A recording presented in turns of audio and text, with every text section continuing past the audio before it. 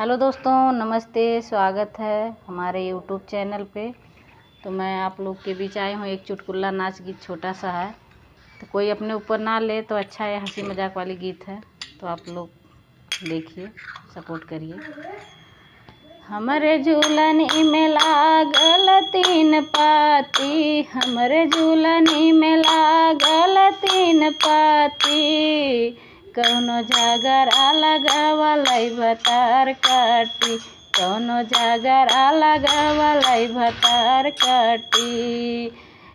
खैरा सुपारी कबीरवा जोरावली, खैरा सुपारी कबीरवा जोरावली।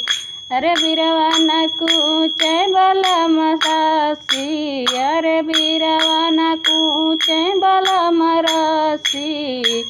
कौनो झगड़ा लगावलै भतार